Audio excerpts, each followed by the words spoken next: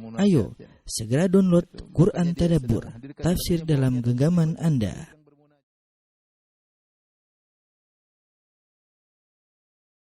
Bismillahirrahmanirrahim. Assalamualaikum warahmatullahi wabarakatuh. Alhamdulillahi ala ihsanih wa syukru lahu ala taufiqihi wa amtinanih wa asyhadu an la ilaha illallah wahdahu la syarika lahu ta'ziman li sya'nih wa asyhadu anna Muhammadan abduhu wa rasuluhu da'ila ridwanih. Allahumma salli alaihi wa ala alihi wa ashabihi wa ikhwani. Para ikhwan dan akhwat, para pemirsa yang dirahmati Allah Subhanahu wa taala, para jamaah Masjid Al-Ikhlas Duku Bima Bekasi yang dirahmati oleh Allah Subhanahu wa taala. Alhamdulillah pada kesempatan kali ini kita kembali lagi diberi kesempatan oleh Allah untuk bisa menelaah ayat-ayat Allah yang penuh dengan yang syarat dengan faedah-faedah. Dan kita masih melanjutkan bahasan kita pada pertemuan lalu tentang fikih wudu, dan insyaallah pada kesempatan kali ini, dan kita sudah selesai dari fikih wudu pada pertemuan lalu, kita masih membahas surat Al-Maidah ayat ke-6 yang kali ini berkaitan dengan fikih tayamum, dan insyaallah ayat yang selanjutnya ya ayat 7, 8, 9 dan 10 insyaallah taala. Perhatikan di sini setelah Allah menyampaikan tentang wudu ilal ka'bain, setelah itu Allah berfirman, wa in kuntum junuban fatahharu, jika kalian dalam kondisi junub maka bersucilah, yaitu maka mandilah. Wa in kuntum mardha aw ala safarin, adapun jika kalian sakit atau dalam sedang bersafar, aw jaa ahadum minkum minal ghaid, atau salah seorang dari kalian datang dari tempat yang rendah, tempat buang hajat, aw lamaskumun nisa, atau kalian menyentuh wanita, falam tajidu ma'an, kemudian kalian tidak mendapatkan air, fatayammamu sa'idan thayyiba, maka bertayamumlah dengan tanah yang baik. Famsahu biwujuhikum, usaplah wajah-wajah kalian, wa aydikum minhu, dan usaplah tangan kalian dari tanah yang baik tersebut. Ma yuridullahu liyaj'ala 'alaikum min haraj, Allah tidak ingin memberikan kesulitan bagi kalian. Walaki yuridu litahhirakum, akan tapi Allah ingin mensucikan kalian. Wal yutimma ni'matahu 'alaikum, dan agar Allah menyempurnakan nikmatnya bagi kalian. La'allakum tashkurun, semoga kalian bersyukur. Inilah akhir daripada surat Al-Maidah ayat yang ke-6. Tapi kita akan bahas pada kesempatan kali ini, Allah Subhanahu wa taala berfirman, wa in kuntum junuban, jika kalian dalam kondisi junub. Ya, di sini ada faedah secara bahasa, ya. Kata junub, junuban dalam bahasa Arab bisa digunakan untuk mufrad lelaki, mufrad wanita, musanna dua orang lelaki, musanna wanita, muannas, demikian juga jamak lelaki maupun jamak wanita, ya. Jadi wa in kunta junuban, wa in kuntumma junuban, ya. Wa in kuntunna junuban, wa in kunti junuban semuanya bisa digunakan untuk baik mufrad muzakkar, mufrad muannas, musanna muzakkar, musanna muannas, ya, maupun jamak lelaki maupun jamak perempuan. Allah tidak mengatakan di sini wa in kuntum junubina, tidak, tapi Allah mengatakan wa in kuntum junuban. Baik. Kalau kalian dalam kondisi junub, ya tentu tidak cukup berwudu. Ya, Allah tadi menyebutkan tentang wudu untuk hadas kecil. Ya ayyuhalladzina amanu idza qumtum ila shalat, kalau kalian tidak salat maka berwudulah. Sekarang pada bagaimana kondisi yang lain? Wa in kuntum junuban, kalau kalian junub ya tidak bisa berwudu. Tidak boleh berwudu. Tapi apa? Fatahharu, maka bersucilah. Maksudnya fatahharu di sini adalah mandi, ya. Faedah yang disebut oleh para ulama dari kalimat fatahharu, maka mandilah, bersucilah. Pertama, di sini ada faedah pertama, mandi harus seluruh badan. Kenapa? Karena Allah Subhanahu wa taala tidak memperinci anggota mandi. Beda dengan wudu. Allah menyebutkan, ya ayyuhalladzina amanu idza qumtum ila sholati faghsilu aydiyakum, faghsilu wujuhakum wa aydiyakum ilal marafiq. Kalau kalian mau salat maka berwudulah, cuci wajah, cuci tangan. Allah perinci wajah, tangan, kepala, kaki. Itu wudu. Sehingga kita tahu bagian anggota wudu apa saja. Tetapi ketika Allah berbicara tentang mandi, fatahharu, Allah tidak sebutkan. Yang ini menunjukkan bahwasanya mandi harus mengenai seluruh tubuh. Dari ujung rambut sampai ujung kaki, semua harus kena air. Ya. Ini hukumnya tersendiri. Bagi orang yang berhadas besar, junub. Kemudian juga faedah yang bisa kita ambil dari sini, mandi tidak harus tertib. Tidak harus tertib.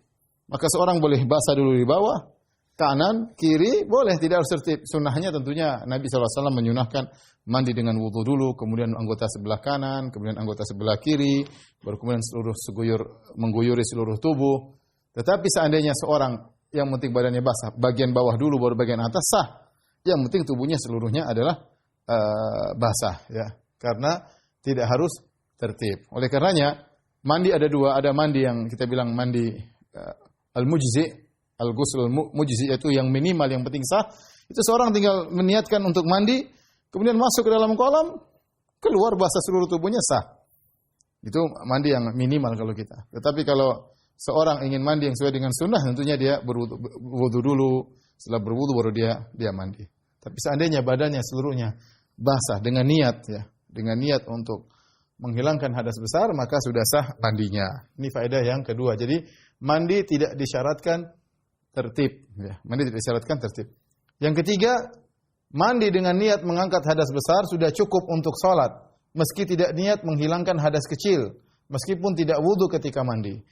Karena di sini Allah mengatakan wa in kuntum junuban fatahharu. Kalau kalian dalam kondisi junub maka bersucilah. Sementara konteks ayat berkaitan dengan salat. Saya ulangi, ayat pertamanya di awal Allah mengatakan ya ayyuhalladzina amanu idza qumtum ila sholati. Wahai orang beriman, jika kalian hendak salat, ya, maka berwudulah. Artinya kalau kalian berhadas kecil wudulah. Tapi kalau kalian hadas besar maka mandilah. Maka mandilah. Jadi kalau seorang niat mandi ya, kemudian dia niat untuk menghilangkan hadas besar, maka sudah cukup dia untuk salat. Meskipun dia tidak berniat untuk menghilangkan hadas kecil. Ya. Karena begitu hadas besarnya terangkat, otomatis hadas kecilnya juga hilang. Meskipun dalam mandinya dia tidak berwudu. Karena wudu dalam mandi bukan syarat mandi. Wudu dalam mandi hukumnya sunnah. Ya, kita berusaha menjalankan sunnah ketika kita mandi junub. Ketika kita mandi junub kita berusaha wudu. Setelah itu kita mandi. Tapi kalau kita keburu-buru, tidak sempat langsung aja bismillah mandi, selesai ya.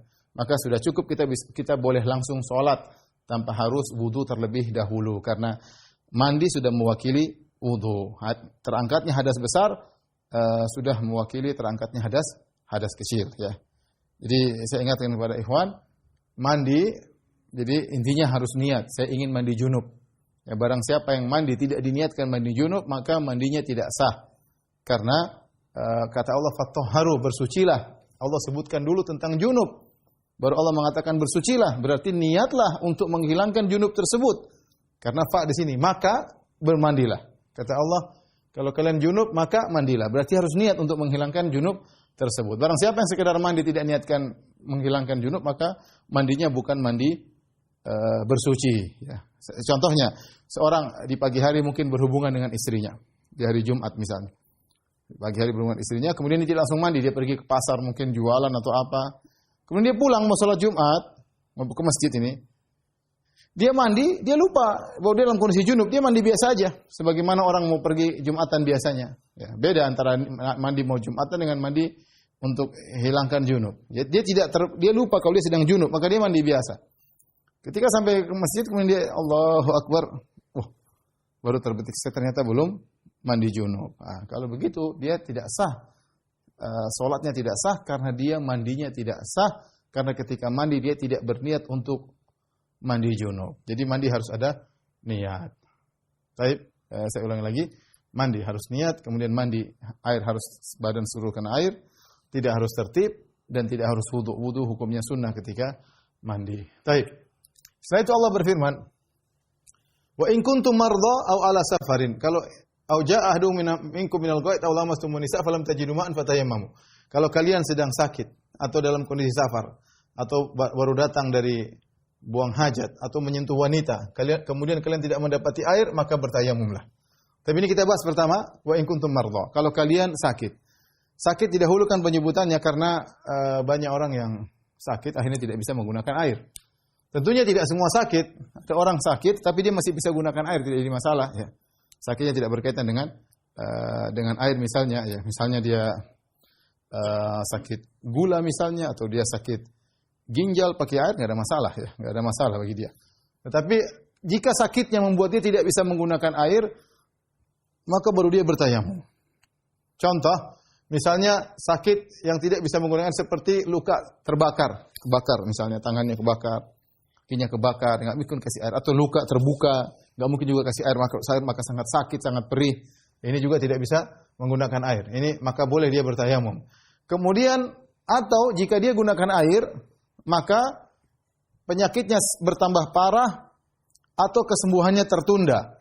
Ini juga boleh dia tidak gunakan air. Contoh dalam kondisi flu. Dalam kondisi flu kalau dia pakai air misalnya, maka kemudian flu-nya jadi semakin parah atau tertunda kesembuhannya, dan ini dokter yang tahu. Dokter bilang jangan dulu mandi, jangan pakai air, ya. Ya, jangan dulu mandi, jangan pakai air misalnya. Tenang dulu ya. Nah, maka kalau dokter mengatakan jangan dulu pakai air, maka jangan dia paksa. Jangan dia paksa pakai air. Wala taqtulu anfusakum, jangan kalian bunuh diri kalian. Wala tulqu bi aydikum ila tahlukah. Jangan kalian menjerumuskan diri kalian dalam kebinasaan. Ya. Alhamdulillah ada pilihan. Pilihannya bisa tayamum. Maka kalau pakai air ternyata menambah parah atau tertunda kesembuhan, maka boleh tayamum. Kemudian juga para ulama menyebutkan di antara yang berkaitan dengan tayamum yaitu hukum takut sakit. Dia tidak sakit, tetapi dia khawatir kalau menggunakan air yang dingin dia bakalan sakit. Maka dalam kondisi demikian dia boleh tayamum. Contoh, kita mungkin di Indonesia tidak ada, atau daerah dingin jarang, tapi kalau di sebagian daerah di Eropa atau di misalnya di Arab Saudi ya, kalau musim dingin dingin banget ya. Nah, dia khawatir ternyata pemanasnya mati misalnya.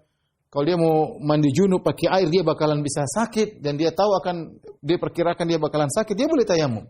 Dia boleh tayamum. Nanti mandinya nanti aja siang sudah mulai hangat baru dia mandi. Tidak jadi masalah. Dia mau nyalain api kelamaan bakalan segera terbit fajar. Mau nyalakan air panas kelamaan ya sudah.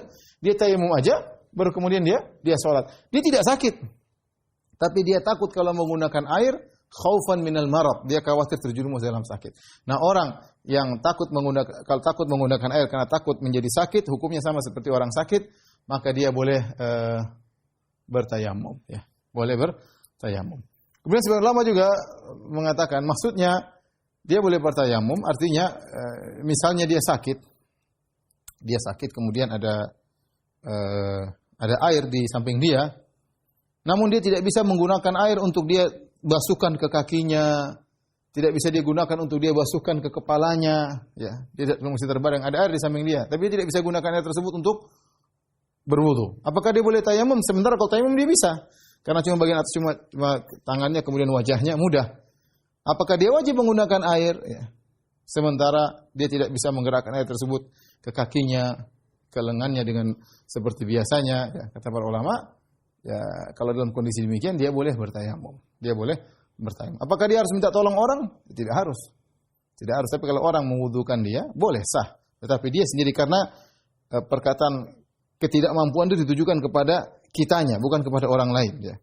Jadi kalau seorang ternyata ada air di kaki, tapi dia tidak bisa menggunakannya, entah dia lumpuh atau tangannya tidak mampu untuk mengangkat air, tapi kalau tayamum dia bisa, maka dia tayamum aja, nggak usah harus berwudu. Baik. Kemudian kata Allah Subhanahu wa taala, au ala safarin, atau sedang safar, ya. Karena biasanya orang safar kesulitan air, ya. Nah, kalau zaman sekarang alhamdulillah tidak, tapi kalau zaman dahulu orang kehabisan air dalam safar sering sekali ya. Kehabisan air dalam safar ya. Mereka hanya membawa persediaan air minum, sementara air untuk mandi, air untuk wudu tidak ada ya. Tidak ada. Kemudian kata Allah Subhanahu wa taala, "Au jaa'a ahadum minkum minal ghaid." Kalau kita artikan secara tekstual, atau salah seorang dari kalian datang dari al-ghaid. Al-ghaid ini apa sih? Al-ghaid ini secara bahasa Arab artinya al-makan al-mutmain al-habit. Maksudnya tempat yang tenang dan dia landai, dia turun. Dahulu orang-orang Arab ketika ingin buang air, mereka tidak ada toilet atau WC dalam kamar. Kebiasaan mereka itu muncul belakangan. Ya, dahulu mereka kalau buang air mereka pergi ke tempat yang jauh, yang tanah tersebut agak landai, maka mereka buang air di situ. Mereka buang air di situ. Sehingga mereka ingin mengungkapkan buang air besar dengan mengatakan idza ataitumul ghaid, kalau kalian pergi ke al-ghaid, ya. Al-ghaid itu artinya tempat yang rendah, yang agak jauh sehingga bisa digunakan untuk buang air besar, ya. Sehingga sekarang kata al-ghaid sendiri seakan-akan dimaknakan sebagai kotoran, padahal al-ghaid itu secara bahasa adalah tempat yang landai, yang rendah digunakan untuk buang air besar. Ini kata para ulama, Allah menggunakan kata kinayah ya. Jika kalian datang dari buang air besar. Buang air besar diganti dengan al-ghaid. Padahal al-ghaid secara bahasa bukan buang air besar, tapi al-ghaid adalah tempat yang agak landai. Karenanya jika memungkinkan kita mengucapkan kata-kata kinayah, ya, kalau didengar nggak enak, ya, kita gunakan kata tersebut. Contoh, dari mana kamu? Dari belakang. Orang udah ngerti. Kalau orang Indonesia kan juga gitu. Dari mana? Dari ke belakang dulu ya. Enak didengar. Tapi kalau mana? Saya berak dulu, kedengaran nggak enak. Nggak enak. Nggak enak dengarnya. Tapi kalau saya ke belakang dulu ya, orang udah ngerti. Ya.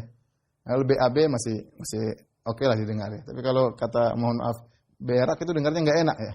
Jadi manusia punya perasaan. Maka ada tradisi seperti ini bagus dan ini digunakan oleh Al-Qur'an menggunakan kata kiasan. Ke belakang dulu kalau bahasa Indonesia. Kalau mereka dahulu pergi ke go'id ya, dalam rangka buang hajat ya. Faedah dari kata al-go'id ini, pertama, tempat yang rendah secara bahasa Arab, menggunakan kinayah untuk perkara yang tidak enak didengar. Yang kedua, agar orang yang sedang BAB menutup diri. Nah, tempatnya landai, tertutup dari pandangan manusia. Sehingga kalau orang buang air besar, jangan asal-asalan, buang air kecil, jangan asal-asalan ya.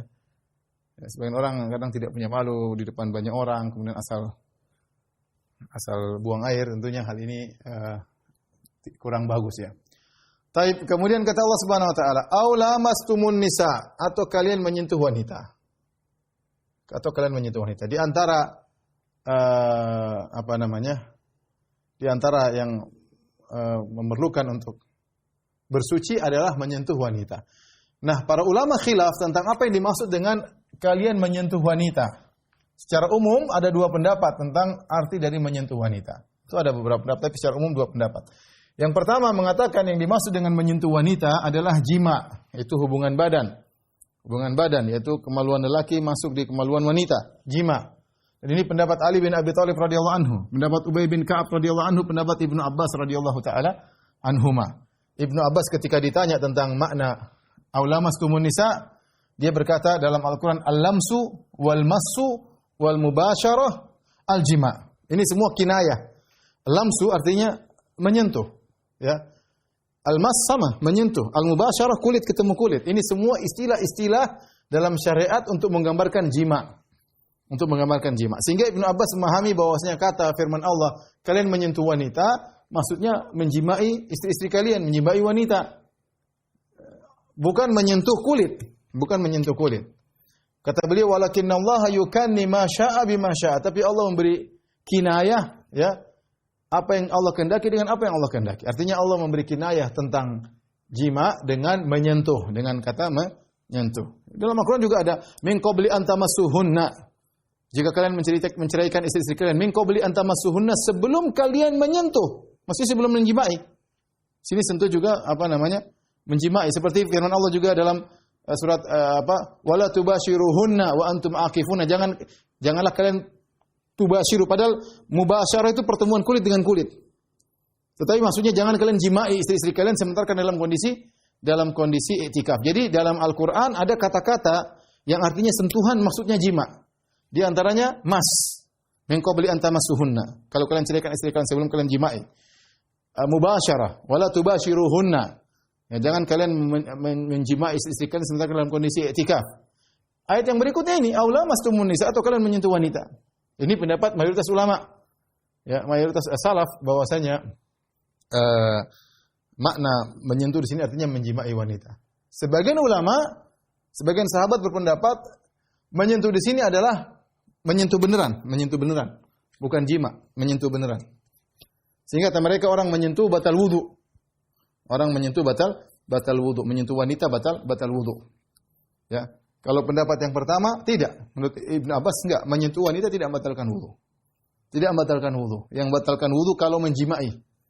Baru wudu batal, baru junub. Nah, kalau menyentuh enggak ada masalah. Ya, menyentuh. Pendapat kedua, menyentuh di sini artinya benar-benar menyentuh kulit. Menyentuh apa? Bukan jima, artinya menyentuh kulit ya. Menyentuh kulit wanita ya. Maka ini pun ada dua pendapat tentang apa makna menyentuh. Al-Auza'i mengatakan yang dimaksud menyentuh dengan tangan. Adapun kalau kesenggol tangan dengan tangan, ya, kemudian kaki dengan kaki, maka itu tidak membatalkan wudu. Tetapi dia berpendapat makna lamastumun nisa adalah menyentuh. Adapun diriwayatkan dari Ibnu Umar berkata, man qabbala imra'atahu Ya, kata beliau fa alaihil wudu, barang siapa yang mencium istrinya maka wajib bagi dia untuk berwudu. Seakan-akan Ibnu Umar wallahu alam dari perkataan ini menyatakan sentuhan yang membatalkan wudu adalah sentuhan dengan syahwat. Jika terjadi intisyar, maksudnya terjadi ereksi, seorang menyentuh wanita kemudian dengan ereksi maka dia batal wudunya. Ya. Dari sini kita tahu bahwasanya kalau kita mengambil pendapat ini pendapat dipilih juga oleh mazhab Syafi'i, yaitu berpendapat menyentuh wanita yang mungkin menimbulkan syahwat. Tidak semua wanita ya, seperti menyentuh istri. Adapun menyentuh mahram tidak jadi masalah. Menyentuh mahram tidak jadi masalah menurut mazhab Syafi'i. Yang jadi masalah adalah menyentuh wanita yang bisa menimbulkan syahwat, apakah istrinya atau wanita-wanita yang lain ya. Taib. Mana yang lebih kuat? Wallahu a'lam bishawab. Saya lebih condong kepada pendapat Ibnu Abbas, turjumanul Quran, ahli tafsirnya para sahabat ya. Ibnu Abbas radhiyallahu taala anhuma ya. Kenapa? Karena selain tadi ada kata-kata menyentuh dalam Al-Qur'an yang semakna, ada namanya almas, ada namanya lams, ada namanya mubasyarah, ini semua maknanya adalah menyentuh tapi diartikan dengan jima. Datang dalil-dalil dari luar yang menguatkan. Secara bahasa ada kemungkinan bisa artinya jima, bisa artinya menyentuh. Ada muhtamil, bisa ini secara bahasa. Ya, tetapi kalau kita mengambil penguat dari sisi luar, kita dapati hadis-hadis menunjukkan menyentuh tidak membatalkan wudu. Seperti dalam hadis dalam Sahih Muslim, yaitu Nabi SAW salat di hadapan Aisyah radhiyallahu taala anha. Ya, Aisyah muqtaridah di hadapan Nabi SAW. Kalau Nabi SAW mau sujud, maka Nabi menyentuh kaki Aisyah. Kenapa Nabi sentuh? Kenapa Aisyah menunggu sentuhan kaki Nabi? Aisyah mengatakan radhiyallahu anha, wa kanatil buyutu laisa fiha masabih. Karena rumah-rumah tatkala itu tidak ada lampu. Jadi Aisyah tidak tahu kapan Nabi mau sujud karena gelap gulita. Nah, kalau Nabi sentuh kaki Aisyah, maka Aisyah melipat kakinya buat Nabi sujud. Kalau Nabi sudah berdiri lagi, Aisyah menjulurkan lagi kakinya. Rumah sempit. Rumah sempit, kamar Nabi sempit. Jadi kalau Rasulullah mau sujud, Aisyah lagi menjulurkan kedua kakinya. Disentuh kakinya supaya Aisyah melipat kakinya, Nabi bisa sujud. Kalau Nabi sudah berdiri, Aisyah menjulurkan lagi kedua kakinya. Karena Nabi kalau berdiri lama sekali. Kalau Aisyah tidur lipat kaki terus, mending Aisyah julurkan. Nanti kalau mau sujud baru sentuh, dia tarik lagi. Zahirnya Nabi sentuh. Ya. Sebagian ulama seperti Imam Nawawi rahimahullah bermadzhab Syafi'i mengatakan enggak, maksudnya nyentuhnya di balik kain misalnya. Tapi zahir hadis umum menyentuh, benar-benar menyentuh. Demikian juga hadis ketika Aisyah terbangun di malam hari. Aisyah terbangun di malam hari, maka Aisyah pun cari Nabi karena gelap, harus cari. Tiba-tiba Aisyah memegang kaki Nabi sallallahu alaihi wasallam. Nabi sedang sujud ya. Yang tentunya Aisyah tidak sedang mencari dengan megang-megang kain. Enggak, dia pasti tangan biasa ya. Kemudian megang kaki Nabi sallallahu alaihi wasallam dan ternyata Nabi melanjutkan apa? Salatnya. Nabi melanjutkan salat. Ini dalil bahwasanya menyentuh wanita tidak membatalkan wudu. Menyentuh wanita tidak membatalkan wudu. Dan ini memang agak repot kalau kita mengatakan menyentuh wanita membatalkan wudu. Nah, seperti kalau lagi tawaf agak repot ya. Karena kita tersentuh dengan wanita yang tidak kita ingin sentuh, tapi tersentuh juga. Kadang kita gandeng istri kita ya. Kita gandeng istri kita ya repot juga. Intinya repot ya. Tetapi bagi yang berpendapat dengan mazhab Syafi'i maka silakan ya. Tapi kalau saya lebih condong pada pendapat Ibnu Abbas radhiyallahu taala anhu bahwasanya menyentuh wanita tidak membatalkan wudu ya. Taib. Jadi menyentuh sini maksudnya adalah jima. Kata Allah, "Falam tajidu ma'an." Jadi kalau kalian dalam kondisi junub atau sedang safar, atau sedang sakit, sedang safar, atau buang air besar, atau jima, ya. Kemudian kalian ingin berwudu atau ingin mandi, falam tajidu ma'an, kalian tidak mendapati air. Apa yang kalian lakukan? Fatayammamu sa'idan thayyiban, maka bertayamumlah dengan tanah yang baik. Baik. Falam tajidu ma'an, di sini air. Di sini dua syarat yang dipersyaratkan. Yang pertama, harus cari air, cari. Jadi cari yang sesuai yang masuk akal, bukan berarti harus jalan 3 kilo, sekitar aja ya. Cari 100 meter ke sana, 100 meter ke sana mungkin ya, yang masuk akal. Sementara waktu berjalan, ya, kita tidak ingin keluar waktu. Bukan berarti harus jalan sekilo ke sana, enggak ya. Kira-kira Kalau tempat tersebut sekitarnya kira-kira nggak ada sumber air, sudah berusaha mencari, maka la yukallifullahu nafsan illa wus'aha, fattaqullaha mastata'tum, bertakwalah semampu. Ya sudah tayamum. Tayamum, karena memang bukan kita disuruh harus jalan 10 kilo untuk cek air. Ini bertentangan dengan syariat yang dibuat untuk memudahkan. Mending beli air daripada harus jalan 10 kilo kalau ada penjual air, maksud saya ya. Jadi bukan maksudnya harus berjalan jauh. Artinya yang memungkinkan kita berjalan sekitar kita berdasarkan urf kita sudah mencari kok, di sana nggak ada, sudah mau lihat pakai kekeran juga nggak ada air, ya sudah kita bertayamum. Terus yang berikutnya, falam tajidu ma'an, harus cari air. Air di sini adalah air mutlak. Ini dalil bahwasanya mandi atau wudu tidak boleh kecuali dengan air yang masih bisa disebut dengan air mutlak. Apa itu air mutlak? Air yang kalau kita cari, ya air kita masih disebut dengan air. Dia belum berubah dari min asli khilqatihi, belum berubah dari sifat dasarnya. Kalau saya bilang datangkan air, ada orang datang air sumur, saya bilang benar. Ada orang bawakan air hujan, saya bilang benar. Ini air yang saya maksud. Tapi kalau ada orang, kita bilang datangkan air, dia bawa air kelapa. Oh ini namanya bukan air, namanya air kelapa. Saya bilang ambilkan air buat saya, atau dia ambil air mawar, perasan mawar. Ini bukan air yang saya maksud, ini bukan air mutlak, ini namanya air mawar. Saya bilang minta air, atau dia datangkan teh, ya ini bukan air. Jadi tidak boleh orang wudu pakai teh, nggak boleh. Pertama tidak sah, yang kedua bahlul. Ya. mandi junub pakai air teh, apalagi pakai sirup, yang nggak boleh. Meskipun itu cairan, jadi tidak semua cairan boleh digunakan untuk berwudu. Yang boleh digunakan untuk berwudu dan mandi junub namanya air mutlak. Air mutlak itu air yang masih disebut dengan air. Contoh air sumur, contoh air hujan, ya, contoh air sungai, contoh mata air, itu semua air mutlak namanya. Yang berasal dari air hujan kemudian turun, di antaranya air laut, air laut. Ini semua namanya air yang bisa digunakan untuk mandi dan untuk wudu. Adapun air teh, air mawar, air kelapa, ya, ini semua tidak bisa digunakan untuk berwudu. Ya. Falam tajidu ma'an, kalian tidak dapat air, apa yang kalian lakukan? Fatayammamu, maka hendaknya kalian bertayamum. Tayamum dalam bahasa Arab artinya al-qasdu, bermaksud, ya, bermaksud, ya. Wala tayammamul khabitha minhu tunfiquna walastum biakhidhihi illa an tughmidhu fi. Kata Allah, janganlah kalian kalau mau bersedekah cari yang jelek baru kalian sedekahkan. Yang kalian saja kalau mau ngambil tutup mata karena barang ini jelek. Kalau kita berinfak yang seadanya, jangan cari mana makanan yang mau basi baru sedekahkan. Enggak. Cari yang mau rusak baru sedekahkan. Enggak. Jangan cari yang pilih yang jelek baru sedekahkan. Kata Allah, wala tayammul khabitha. Jangan kalian bermaksud mencari yang buruk untuk kalian infakkan. Jadi tayammum bahasa Arab artinya menuju, ya, menuju atau bermaksud. Maka kata para ulama, fatayammamu ini menunjukkan secara bahasa artinya bertujulah kalian menuju sa'idan, tanah yang baik. Menujulah kalian menuju tanah yang baik. Ini dalil bahwasanya syarat bertayamum juga butuh niat. Karena tayammum sendiri artinya bermaksud, ya. Jadi semua bersuci butuh niat, wudu butuh niat, mandi butuh niat, tayamum juga butuh niat. Ya.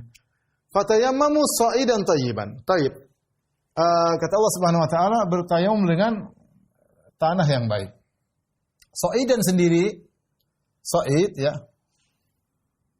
Apa maknanya sa'id? Sa'id ada khilaf di kalangan para ulama tentang makna sa'id, ada khilaf, ya.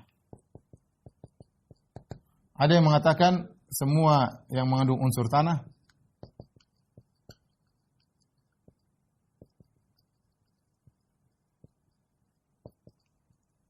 Ini pendapat yang lebih kuat. Yang kedua, semua yang ada di atas bumi.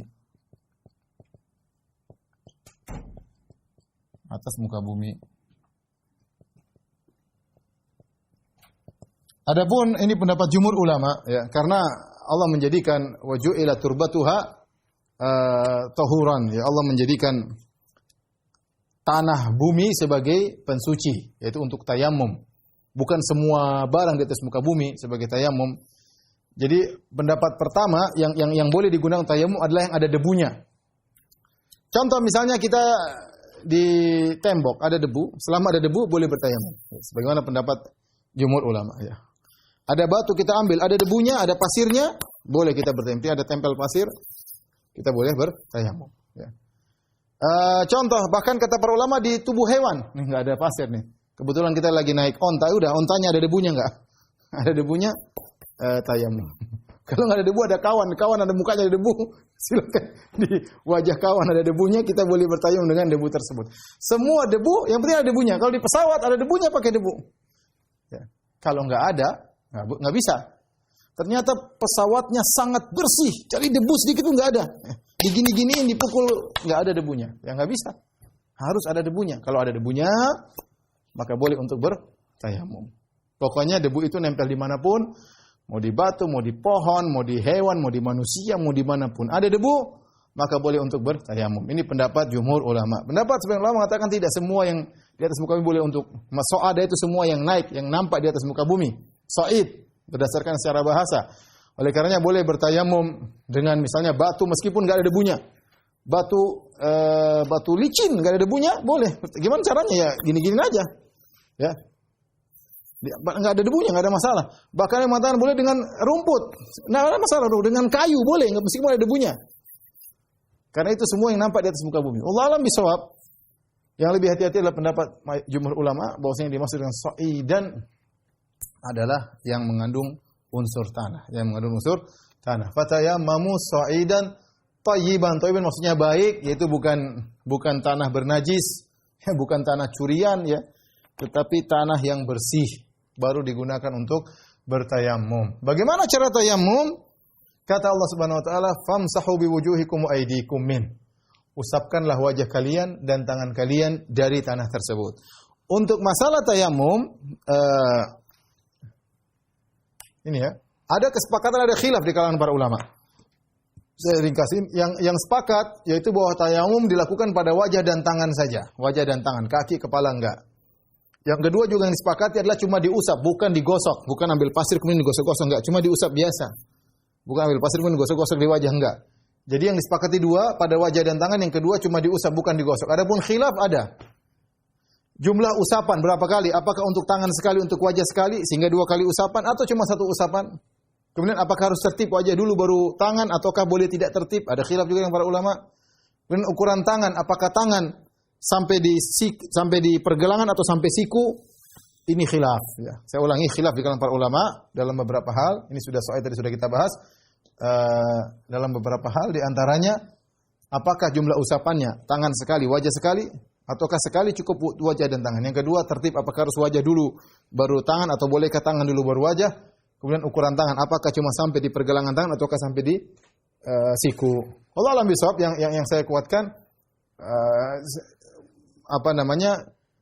minimal sekali. Orang 2 kali juga boleh. Dorbatan sekali dalam sebagian riwayat, sekali untuk tangan, sekali untuk wajah. Tapi kalau sekali sudah cukup ya. Innama yakfika an taqula bi yadayka hakadha, dalam hadis Ammar bin Yasir. Cukuplah engkau bertayamum dengan sekali pukulan, kata Nabi sallallahu alaihi wasallam ya. Ya karena kita bukan untuk mencari pasir yang banyak ya. Cuma sedikit bahkan dibersihkan baru kita gunakan untuk tayamum. Jadi sekali sudah cukup untuk tangan dan wajah ya. Kemudian masalah tangan. Tangan apakah cuma sampai di sini ataukah sampai digosokkan sampai ke siku? Ya, mazhab Syafi'i, Imam Syafi'i dalam Qaul Jadid ya, sampai ke siku. Karena ada riwayat yang datang seperti itu. Tapi yang benar bahwasanya sampai ini pun sudah cukup. Seandainya ada yang melebihkan tidak jadi masalah. Tetapi hadis-hadis kebanyakan yang datang cuma sampai di pergelangan tangan.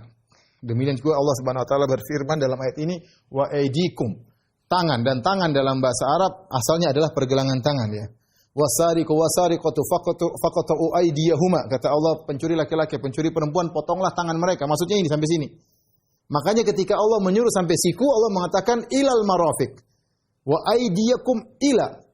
Cucilah tangan kalian sampai ke siku. Karena seandainya tidak ada kata sampai ke siku, berarti cuma sampai pergelangan tangan. Tangannya asalnya itu ini. Ketika Allah ingin bicara sampai ke siku, Allah mengatakan sampai ke siku. Allah tambah kata wa aydiyakum ilal marafiq. Cucilah tangan kalian sampai ke siku. Ketika Allah bicara tentang tayamum, Allah tidak mengatakan sampai ke siku, enggak. Berarti kembali kepada hukum asal cuma sampai di sini, ya. Sampai di sini. Kalau ada yang nambah sampai siku, enggak ada masalah, ya. Tidak jadi masalah, itu pendapat ya. Adapun tertib yang rajih wallahu alam bisawab, tidak harus tertib, wajah boleh dulu, tangan boleh dulu. Dalam sebagian riwayat ya, Nabi mencontohkan dengan tangan terlebih dahulu, sebagian hadis Ammar bin Yasir ya. Rasulullah SAW mengatakan innama yakfika an taqula bi yadayka hakadha, cukup kau begini. Jadi Ammar bin Yasir ini pernah bersafar, kemudian dia junub, kemudian dia tidak punya air, maka dia menyangka badannya air tanah pengganti air, maka dia mengatakan fatamarraqtu kama tamarraqad dabbah. Saya pun bolak-balikkan badanku di tanah supaya badan semua penuh dengan tanah pengganti air. Ternyata Nabi mengatakan salah, bukan begitu. Cukup engkau memukulkan kedua tanganmu, kemudian menghusap. Maka Nabi pun menghusap punggung tangan. Kemudian Nabi summa yamsahu wajhahu, kemudian mengusap wajah. Jadi kalau kita mau tayamum begini ya, kita sederhananya kita bismillah ya. Kemudian kita pukulkan tangan di tanah ya. Bismillah ya. Kemudian kalau ternyata debunya banyak kita bersihkan ya, karena kita bukan mau taruh pasir di wajah. Jadi pukul bismillah sekali, kalau banyak kita bersihkan, kemudian kita usap punggung telapak tangan kanan, kemudian punggung telapak tangan kiri. Kemudian kita usap sekali wajah. Sebagaimana kita wudu sekali aja. Sudah. Ini boleh ya. Kalau dibalik berdasarkan ayat, boleh juga karena datang riwayat juga sebaliknya. Jadi bismillah. Kita begini, kita wajah dulu. Wajah dulu sekali, baru kemudian tangan kanan, tangan kiri ya. Kira-kira demikian. Maka sudah cukup kita bertayamum ya, bertayamum. Kemudian kata Allah di akhir ayat, "Ma yuridullahu liyaj'ala 'alaikum min haraj." Allah tidak berkehendak menyulitkan kalian. Makanya agar kalian tidak susah, maka ada tayamum. Maka ada tayamum ya. Maka ada tayamum. Ustaz, bagaimana kalau orang sakit, enggak ada air, enggak bisa tayamum? Terus gimana? Ya sudah, salat aja, enggak usah pakai wudu, enggak usah pakai mandi junub, enggak usah tayamum. Terus apa? Fattaqullaha masata'tum. Salatlah sebagaimana kalian mampu. Ini dirojikan oleh Imam Bukhari dalam Sahih Bukhari dan juga diisyaratkan oleh Ibnu Hajar dalam Fathul Bari. Itu tentang kisah turunnya ayat tayammum ya. Yaitu ketika Aisyah radhiyallahu taala anha, ringkasnya Aisyah radhiyallahu anha ketika itu bersafar kemudian kalungnya hilang, maka Nabi SAW menyuruh para sahabat untuk cari kalung sampai pagi. Wan nasu laisu ala ma wa laisa ma'ahum ma. Waktu itu orang-orang tidak sedang dalam kondisi bersuci dan mereka tidak bawa air untuk bersuci. Akhirnya ketemu setelah subuh, setelah siang baru ketemu kalungnya. Ternyata orang sudah sholat. Orang sudah sholat. Dan Nabi tidak menyuruh mereka untuk sholat ulang. Ini menunjukkan bahwasanya mereka sholat dalam kondisi tidak bersuci. Karena waktu itu belum turun ayat tayammum, belum. Mereka tidak bisa bersuci, ada yang junub, ada yang belum. Ini tidak ada air. Ternyata mereka sholat. Turun ayat tayammum belakangan.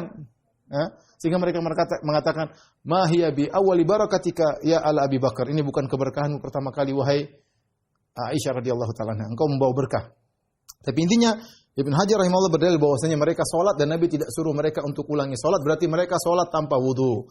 Maka waktu kita ditanya tentang sebagian dokter atau tenaga medis yang menggunakan baju apa namanya itu? Kayak baju astronot ya. Hah? Ya itulah baju itulah ya. Kemudian menangani orang-orang terkena Covid yang kemudian ternyata harus memakai baju tersebut dalam waktu yang lama ya. Yang akhirnya melewati 2 waktu sholat yang tidak bisa dijamak, misalnya dari pagi sampai duhur lewat, ya, kemudian asar lewat, kemudian menuju maghrib, asar tidak bisa dijamak ke maghrib. Gimana caranya? Sudah sholat. Wudu nggak bisa, kalau wudu kebuka bisa jadi virus masuk dan yang lainnya, maka fattaqullaha masata'tum. Sholatlah semampunya ya. Ya, jadi tapi selama masih ada pengganti, maka mandi junub dan juga wudu boleh diganti dengan tayamum. Ma yuridullah liyaj'al 'alaikum min haraj. Allah tidak menghendaki kesulitan bagi kalian, walakin yuridu liyutahhirakum. Tetapi Allah ingin mensucikan kalian. Mensucikan kalian maksudnya apa? Allah mensucikan kalian secara ini untuk membersihkan kalian, maksudnya secara hissi jasmani ya, dengan mandi kalian bersih, dengan wudu kalian bersih ya. Secara his kita mandi kan bersih-bersih, wudu juga bersih-bersih, kecuali tayamum tidak nampak kebersihan. Tetapi bersih yang kedua bersih maknawi, jiwa juga bersih. Dengan kita mandi, dengan kita wudu, dengan kita tayamum, jiwa kita bersih. Kenapa? Karena ketika kita mandi, ketika kita wudu, ketika kita tayamum, maka dosa-dosa kita berguguran. Dalam hadis kalau orang berwudu, maka ketika dia mengusap wajahnya, semua dosa yang dia lakukan dari pandangan matanya berguguran. Makanya disunahkan kita kalau setiap sholat kita berwudu meskipun belum batal. Sunnah Nabi sallallahu alaihi wasallam, tidak harus. Kenapa? Setiap kita berwudu, dosa-dosa kita yang di mata kita ini banyak akan berguguran. Ya. Kemudian ketika mencuci tangan, dosa-dosa kita yang ada di tangan berguguran bahkan sampai tetes terakhir. Ya. Kita ini macam-macam sering sering ngetik-ngetik macam-macam ya. Sering komentar macam-macam ya, nyakitin hati orang atau lihat macam-macam, ini jadi-jadi bikin masalah ya. Jadi bikin masalah. Hanya berwudu keluar gugur dosa-dosa. Kemudian kaki juga yang kita langkah kaki menuju tempat maksiat, gugur dosa-dosa. Jadi walakin yuridu liyutahhirakum. Allah ingin mensucikan kalian, mensucikan secara jasad dan mensucikan secara maknawi. Wal yutimma ni'matahu 'alaikum, dan Allah menyempurnakan nikmatnya atas kalian, la'allakum tashkurun. Allah menyempurnakan nikmatnya berupa syariat. Nikmat bukan cuma nikmat zahir ya. Syariat mandi, wudu, tayamum itu nikmat. Allah memberi nikmat kepada kita secara zahir ya, secara berbagai macam kenikmatan. Demikian juga secara batin itu nikmat syariat yang mudah.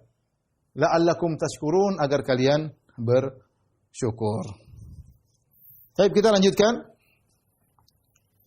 Ikhwan dan akhwat yang dirahmati Allah Subhanahu wa taala, ayat berikutnya.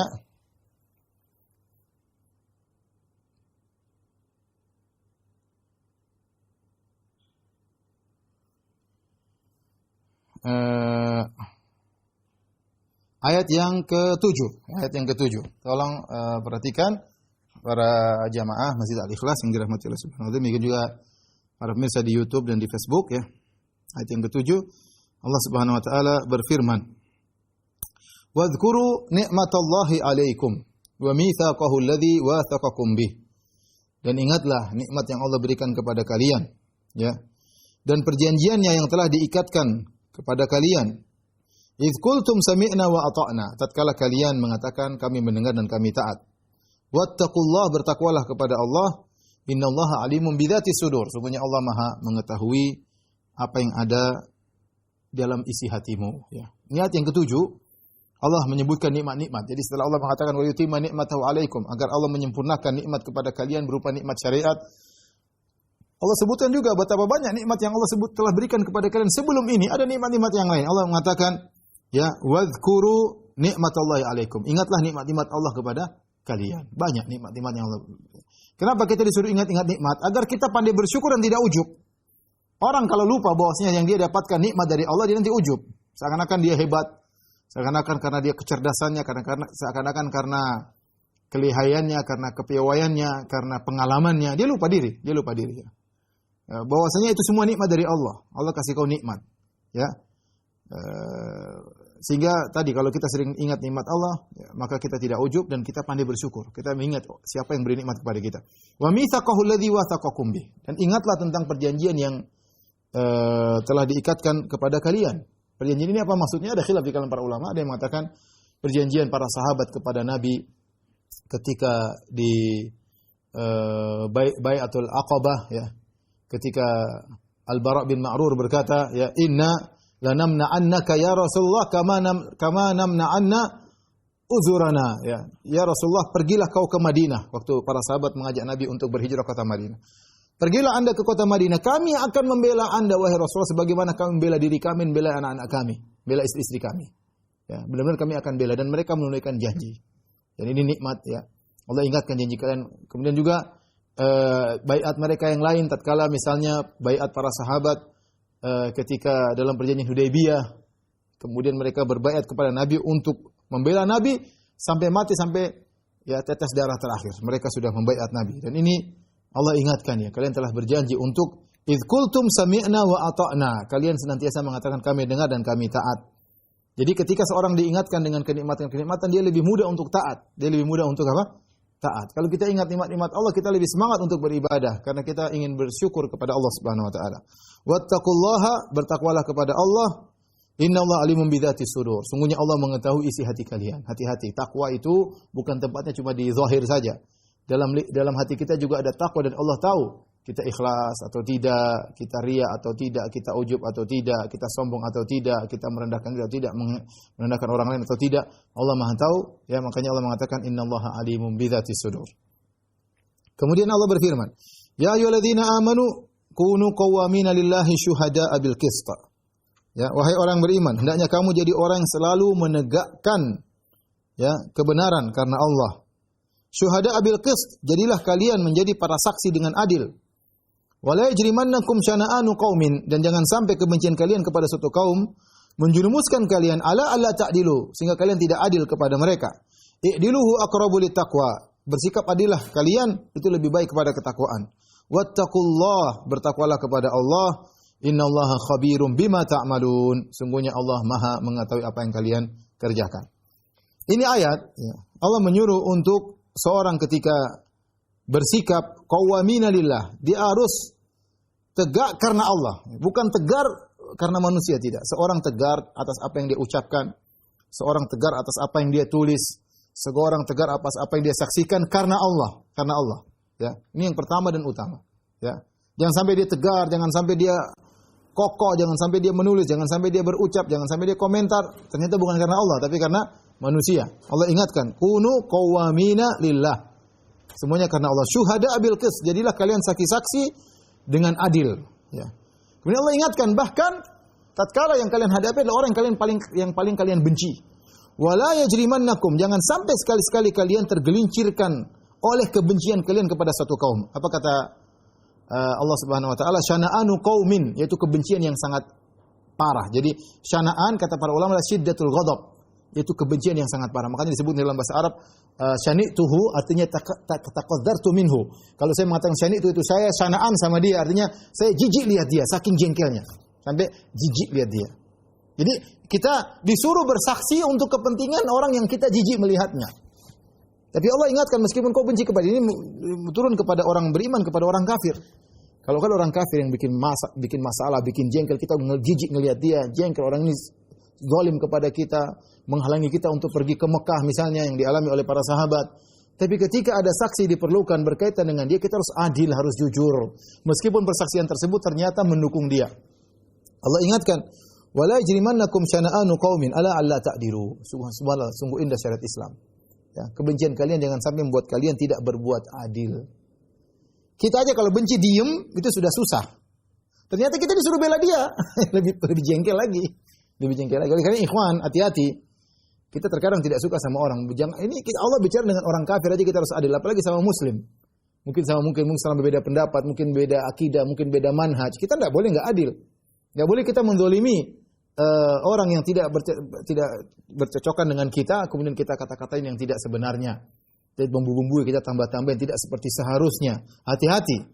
Tidak boleh. Jangankan kepada sama muslim, sama saudara kita sama muslim. Bahkan sama orang kafir itu tidak boleh kita demikian, apalagi sama muslim.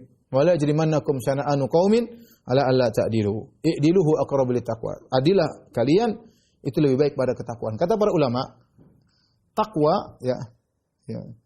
Banyak amal soleh yang dekat kepada takwa, ada amal soleh yang agak jauh dari takwa. Di antara yang paling dekat dengan takwa adalah bersikap adil. Ini perlu saya ingatkan ayat ini. I'dilu, bersikap adillah kau bahkan kepada musuhmu, itu lebih dekat kepada ketakwaan. Itu sangat mudah memasukkan ke dalam surga. Ya. Jadi kita ini sering, saya bilang, maksud saya bicara tentang diri saya sendiri. Kita kalau sudah bicara misalnya amal soleh, sering kita hitung, saya sholat berapa rakaat, mungkin ya kita umroh berapa kali, kemudian saya tawaf berapa kali, kita mudah hitungnya. Tapi kalau kita maafkan orang seakan-akan bukan pahala, kita menasihati orang seakan-akan bukan pahala. Padahal ini akhlak mulia, ini pahalanya besar. Adil sama orang yang mungkin jengkel sama kita jengkel sama dia sering zalimi kita, tapi omongan kita adil. Seakan-akan ini enggak ada pahalanya, kita tidak hitung. Padahal pahalanya besar, kata Allah, aqrabu littaqwa, lebih dekat kepada ketakwaan.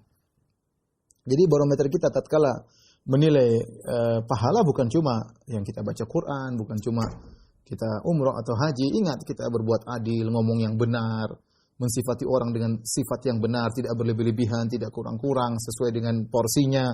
Maka itu juga adalah ketakwaan. Wattaqullah, bertakwalah kepada Allah. Innallaha khabirun bima ta'malun. Sungguhnya Allah Maha mengetahui apa yang kalian lakukan. Wa'adallahu alladhina amanu wa 'amilus solihati lahum maghfiratun wa ajrun 'azim. Allah menjanjikan orang yang beriman dan beramal saleh, bagi mereka ampunan Allah dan ganjaran yang besar, ya. Wa'adallahu, Allah menggunakan fi'il madhi kata para ulama, itu Allah telah menjanjikan.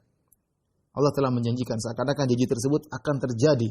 Dan Allah la yukhlifullahul mi'ad. Allah tidak akan menyelisihi janji Allah. Kalau sudah berjanji, orang beriman beramal saleh, mereka akan dapatkan ampunan dan ganjaran yang besar. Walladzina kafaru wa kadzdzabu biayatina ulaika ashabul jahim. Sebaliknya orang yang kafir dan mendustakan ayat-ayat kami, maka merekalah penghuni neraka jahanam, ashabul jahim, api yang menyala-nyala. Ya, api yang menyala-nyala. Silakan mereka kufur, silakan mereka mendustakan ayat Allah, silakan mereka menghina syariat Allah, silakan mereka menghina Nabi Muhammad SAW, silakan mereka menghina syariat Nabi Muhammad SAW. Ingat, mereka dustakan ayat-ayat Allah, mereka dustakan hadis-hadis Nabi SAW, mereka dustakan syariat Allah, ulaika ashabul jahim. Mereka adalah penghuni neraka jahanam yang menyala-nyala. Ini Allah berfirman, ayat terakhir pada malam hari ini, ya ayyuhalladzina amanu dzkuru ni'matallahi 'alaikum. Wahai orang beriman, Allah sebutkan nikmat-nikmat Allah. Ingatlah nikmat Allah yang Allah berikan kepada kalian. Idh hamma qaumun ayyabsutu ilaikum aydiyahum. Ya. Ketika ada suatu kaum yang bermaksud untuk menggerakkan tangan mereka kepadamu, yaitu untuk memukulmu, berbuat jahat kepadamu. Fakaffa aydiyahum ankum, maka Allah tahan tangan mereka dari kalian. Mereka yang berniat buruk, ingin angkat senjata, ingin menyakiti kalian, tapi tidak terjadi. Allah tahan mereka. Wattaqullah, bertakwalah kepada Allah. Wa 'alallahi falyatawakkalul mu'minun. Dan bertawakallah kepada Allah orang-orang yang beriman. Jadi Allah ingatkan bahwasanya nikmat bukan saja perkara-perkara yang datang kita rasakan. Di antara bentuk nikmat yang besar adalah kita terhalangi dari keburukan. Sadar atau tidak sadar, terkadang ada orang yang jahat kepada kita, Allah cegah dia tidak jadi berbuat jahat. Tapi syaratnya apa? Anda bertawakal kepada Allah. Wa 'alallahi falyatawakkalul mu'minun. Maka bertawakal kepada Allah Subhanahu wa taala ya. Saya dengar ada waktu saya pergi ke suatu daerah, ada sebagian ikhwan awal-awal mereka berdakwah. Kemudian jumlah mereka sedikit tidak banyak. Maka ada sebagian orang-orang yang hasad. Kemudian niat menyerang kampung kawan-kawan. Datang dengan bertrek-trek ingin menyerang kaum-kaum yang jumlah mereka sangat sedikit. Mereka tidak tahu mau bikin apa. Mereka berdoa kepada Allah, bersiap-siap diri. Subhanallah, tiba-tiba di saat malam itu mereka ingin menyerang kawan-kawan. Tahu-tahu ada beberapa perampok yang datang ke kampung tersebut. Sampai beritanya datang kepada mereka. Mereka tahu ada perampok yang akhirnya mereka balik semua, pergi menuju kampung mereka untuk menyelamatkan kampung mereka. Akhirnya mereka tangkap itu para pembunuh, para perampok, dan mereka bunuh. Berapa orang? 6 orang atau berapa orang mereka bunuh. Tapi subhanallah, kawan mengatakan kita ditolong malam hari itu oleh Allah Subhanahu wa taala. Ini nikmat besar. Ya. Jadi kita jangan menyangka nikmat hanya sekedar dapat kenikmatan, dapat harta atau yang lainnya, kesehatan.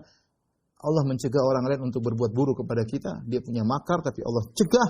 Itu nikmat yang terkadang kita sadar, terkadang kita tidak sadar ya.